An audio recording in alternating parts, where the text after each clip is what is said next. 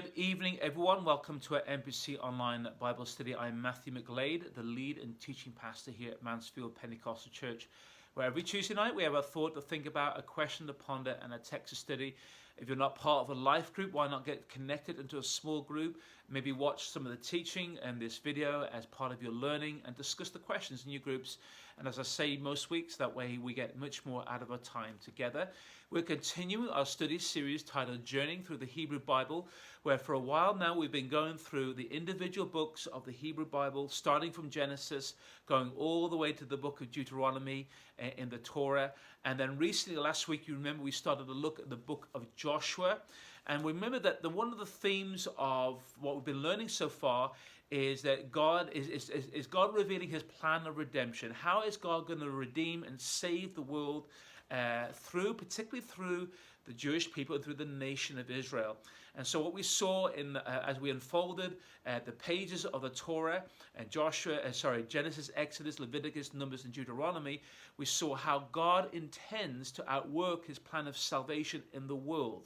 And so everything we saw there in the giving of the law, the sacrificial system, is really all a picture of what Jesus is going to do on our behalf to save us. Now we come into the book of Joshua, and which we looked at last week, and we're going to be looking at the importance for us as Christians of taking hold of the promise of God. And again, God used the history of the Jewish people and the nation of Israel as an illustration for us in taking hold of God's promises. And so last week, as we looked and we said, we looked at Joshua, we looked at Joshua's chapters 1 to 12, and the campaign of Joshua leading Israel into the promised land. We looked at the central campaign, and we looked at the southern and the northern campaign to take hold of the promise that God had given them. And we saw that there is a parallel there for us as Christians in our own spiritual journey. And you remember that as part of taking hold of God's promises, I said we're breaking this into 5 parts, and we're looking not only at the book of Joshua, but also the book of Judges and Ruth. And so what's going to happen is next week we're going to look at the books of Judges and Ruth. And tonight we're going to finish looking at the book of Joshua in the remaining 2 parts of those 5 parts that I talked about. And we're going to be looking at specifically how we share God's promise and how we settle in to the promise of God for our lives. And of course, we're looking at the history of Israel, but we're also applying this to the Christian life. And so as we move into the second part of taking hold of God's promise, we're looking at the sharing of God's promises. And this is looking at just Joshua's chapters 13 to 21. And we saw that as the tribes of Israel cross the Jordan, go into the promised land, they start to fight the battles, they start to win great victories with God's help over their enemies. We notice that of the 12 tribes that have entered in the promised land, only 5 of them have received their inheritance. The tribes of Manasseh,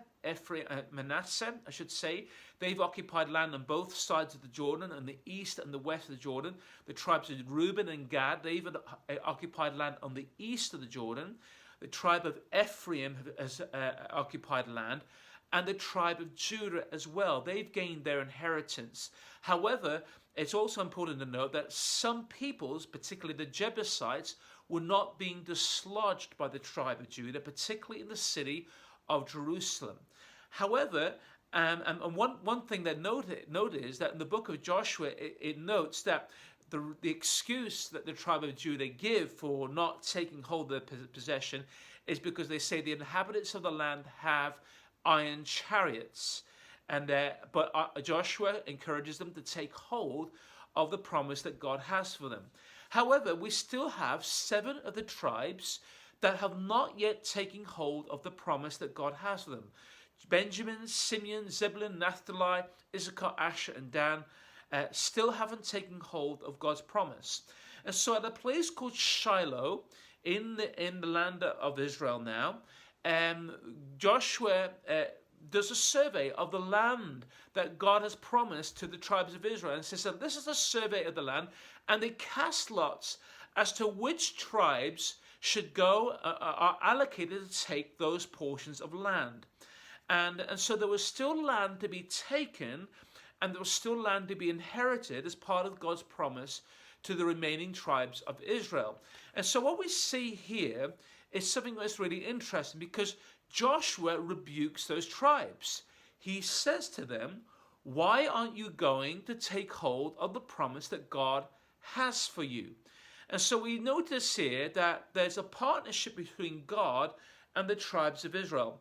God has promised them this land, and we've seen last week that God was fighting for them and giving them victory over their enemies, significant victory, but there were still pockets of land that were yet to be taken. And God is saying, I have given you this land, but you have not taken it, showing that there's both a divine and a human partnership.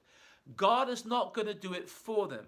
They have to go and fight and take the land for themselves, and they're to move forward. And so it demonstrates a lesson of faith here.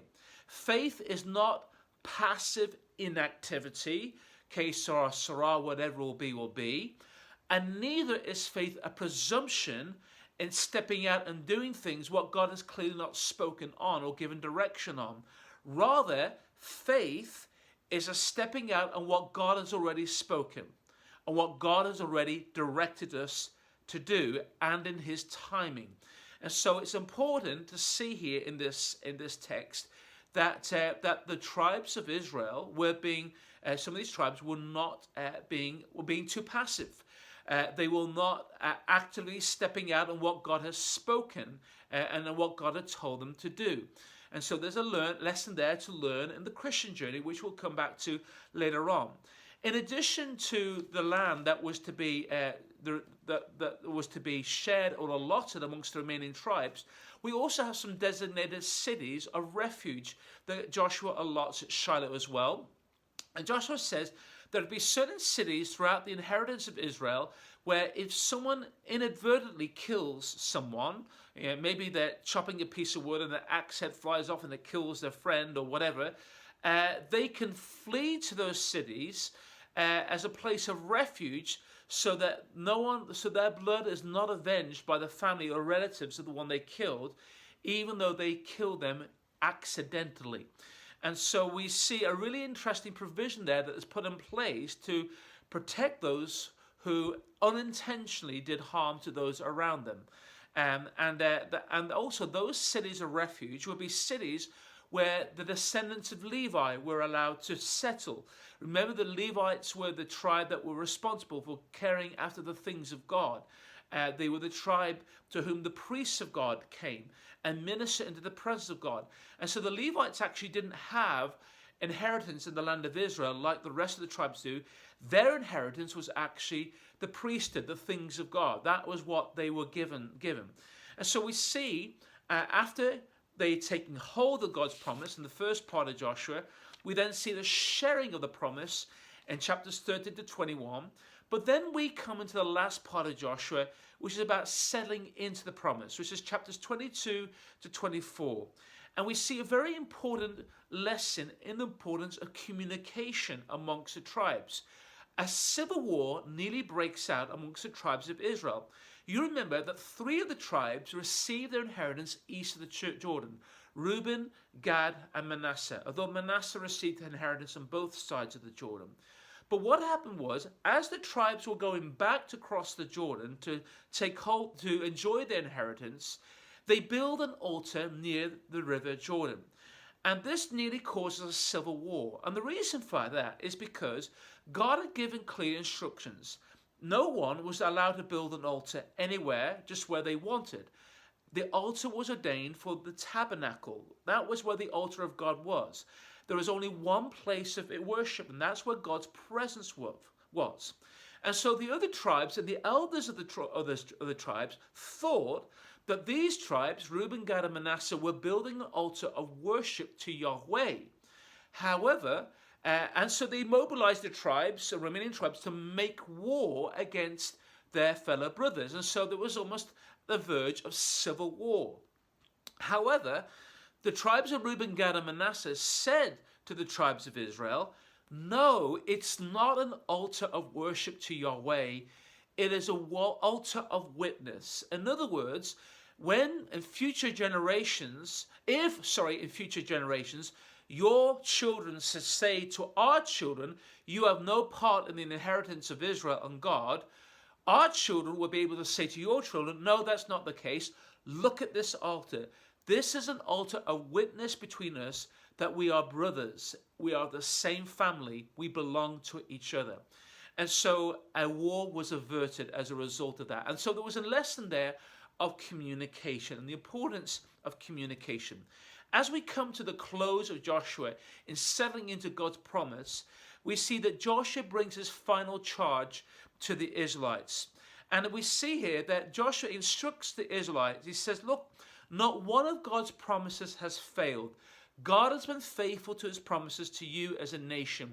However, there are still swathes of land for you to take hold of and to occupy. And he encourages them that you need to take hold fully of the promises that God has for you. But in his farewell speech, before he dies, Joshua exhorts the children of Israel not to turn from the book of the law. Remember at the beginning of Joshua, God says, do not let this book of the law depart from my mouth, and so that you may be successful. So he exhorts them not to turn from the book of the law. He also tells them not to, their sons and daughters, not to intermarry with the peoples of the land that they had not driven out. Why? Because they will draw their hearts away from the Lord to worshipping other gods. And this is not to invoke the name of other gods. However, Joshua explains to the people that they are unable to serve God. Why? Because the heart of the issue is the issue of the heart, and the heart still remain unchanged. And so Joshua explains that you're unable to serve God, but you still need to throw away the idols that are among you. So clearly amongst the Israelites, even with God doing what he was doing and being gracious to and helping them take hold of the land, they were still engaged, many of them, in the sin of idolatry, and they were still holding on to idols. And so Joshua writes in the book of the law. He probably writes the accounts of the events that happened throughout the book of Joshua. And then he dies and is buried in the place of Timnath-Serah. And the bones of Joseph, which were taken out of Egypt, and remember that Joseph was the prime minister of Egypt, they were also buried in the place called Shechem. So as we conclude the book of Joshua, we see that God has been faithful to his promises. God has been faithful to do what he said he would do for the Israelites. How he has given them land, he has given them victories. Israel has begun to settle into their land. However, there was still work to be done. Not all of the land was fully occupied. Some of the tribes had delayed in taking hold of their possession that God had given them. Notice that God had given them the land, but they had not yet taken the land. Okay, so there's a faith process there, a faith journey there that they needed to walk out. And so there is a powerful lesson for us as Christians today in God's promises on our lives. God has given us his promises. He's given them to us. But it is for us to take hold of his promises. Our faith needs to be active, not passive, not inactive, and neither is it to be presumptuous in taking hold of something that God has not promised for us. Rather, we are to take hold of the things that God has promised us. And the challenge of faith is a challenge of courage and obedience in taking hold of what God has promised. And so, if you are a follower of Jesus, you need to take hold of the promises of God in fulfilling both the cultural and the evangelistic mandate of the gospel. God is calling us to take hold of his promises to experience freedom from internal struggles, freedom from sin, freedom from shame, from guilt, as well as bringing freedom from external oppression in our culture, where we see wrongs and evils and injustices. And so I believe that that is the part of taking hold of the promise of God in the Christian life. God, I believe, wants us to take hold of his promises for our marriage, if we're married, for our singleness, if we are single. He wants us to take hold of God's promises for our family, for our work, for our world. God's promises are sure, they are true. He is faithful in keeping his promises, and he is inviting us to participate in taking hold of them for our lives and for the future that God has for us. And so as we close the book of Joshua and as we look forward to the book of Judges, we're going to see what happened to a people who failed fully to take hold of the promise of God for their lives. And we saw in the book of Joshua, there were the seeds of disobedience. And those seeds of disobedience will bring the children of Israel to a cycle of relapse and oppression that dominates the book of Judges. And so the challenge for us as Christians is to remain faithful to God and to continue to take hold of the promises of God that God has for us by walking in an active, participatory faith in the Lord, and not to make the same mistake that the Israelites will make as we look next week in the book of Judges. Well, guys, that's our thought to think about. A question to ponder is this: what promises of God have you yet to take hold of, and what is preventing you from fully taking hold of them?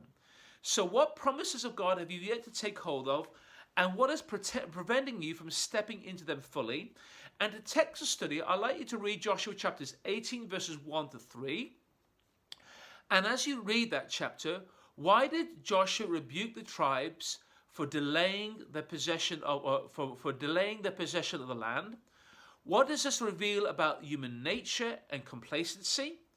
How does this passage illustrate the balance between God's provision and human responsibility? And what can we learn from this about the importance of timely obedience in our Christian walk? Well, guys, hope you got something out of that tonight. Hey, listen, have a great rest of the evening and looking forward to seeing you over the weekend. God bless you all.